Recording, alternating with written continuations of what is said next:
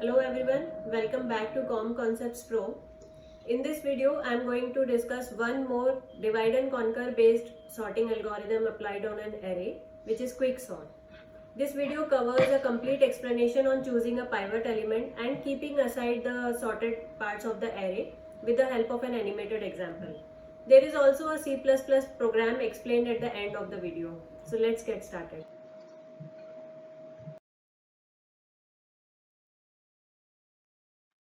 Quicksort algorithm works on the principle of divide and conquer.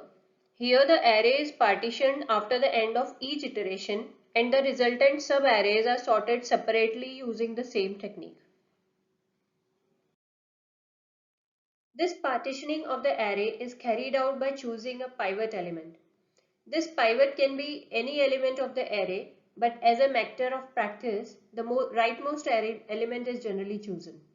Now, the elements are compared with this pivot element and swapping is done if required so that elements greater than pivot should move towards the higher index positions and elements smaller than the pivot should move towards the lower index positions when we are sorting the array in ascending order, and reverse when we are sorting the array in descending order. Let's understand the quicksort algorithm with the help of an example. This is our original array. The leftmost element will be chosen as the left pointer, the rightmost element will be chosen as the right pointer, and this element will be our pivot also. So now first of all, the pivot and the leftmost element will be swapped because the pivot should be greater than the left element. And now from now on, this pivot will be fixed throughout the course of sorting. Now, one by one, the pivot element will be compared with each element starting from left. As 31 is smaller than the pivot element, the left pointer will shift towards one position right, which is 33. And as 33 is also smaller than our pivot, then the left pointer will shift to further right, which is 42. But 42 is greater than our pivot, so they both will be swapped. But remember, the pivot is still 35. So we will start comparing the elements from right side now. From the right side, 42 is greater than the pivot element. So the pointer will shift to one position left, which is 26. This element is smaller than the pivot. So again the pivot and the right element will be swapped and pivot will come to the right side. Now again we will start comparing the pivot and the elements from the left side. 26 is smaller than the pivot, so left pointer will be shifted to one position right, which is 10. Then further right on 14 till it reaches 44 because all other elements are also smaller than 35. As 44 is greater than pivot, we have to swap them and send 44 towards the right side of the pivot. Now, as we have compared all the elements with the pivot, we can split the original array in three subarrays. So now there are three separate arrays. This array containing two elements 42 and 44 will also be sorted using the same comparing and swapping technique, and we will get the sorted array. Now we will again see the quicksort application on remaining array. Again the pivot will be chosen as the rightmost element, but here again the right element is smaller than the left, so they will be swapped. And one by one we'll compare the elements from left side with the pivot. The second element, which is 33, is greater than the pivot, so they will be swapped.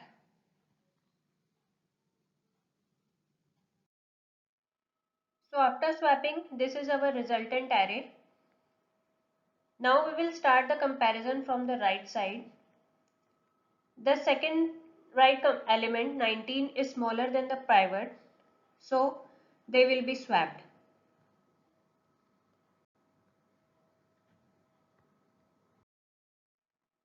Now again the comparison will begin from the left side, and one by one we'll compare each element on the left side with the pivot till all the 3 pointers are together. Again, we can split the array and begin the sorting in the same way. After applying the quick sort recursively on all the subarrays, we will get these subarrays, and at last we will join them to get the final sorted array.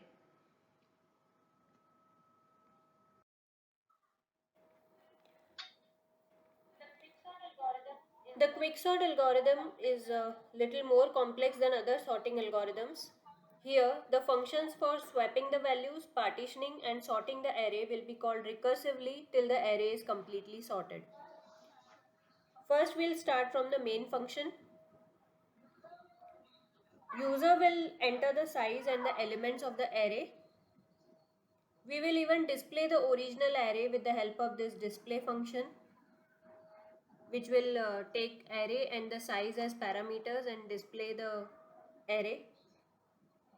Next, we will call the quicksort function without any further delay.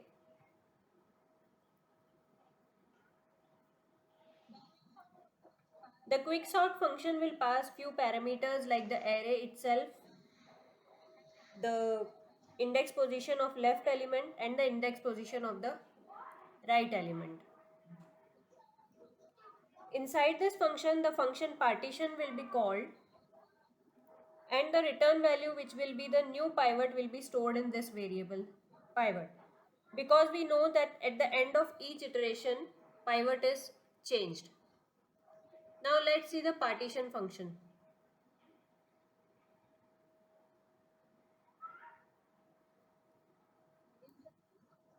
Inside this function, first of all, the pivot will be assigned as the rightmost element. Then, if the value of the left element is smaller than the pivot, this swap function will be called. Here, this is the swap function. This swap function is to shift the left pointer to the next position. Else, if the value at the left is greater than the pivot, then their position will be swapped by again calling the swap function, but by passing these parameters. And at the end of this function, I plus 1 will be returned as the new pivot. So this is the entire program on quicksort.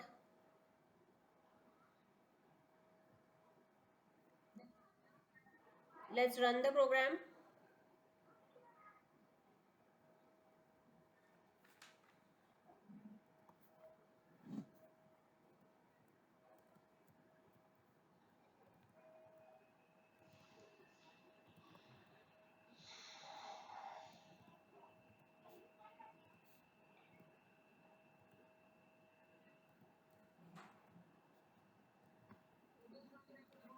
Now this was the input array which was not sorted, and this is the array after applying the quicksort algorithm.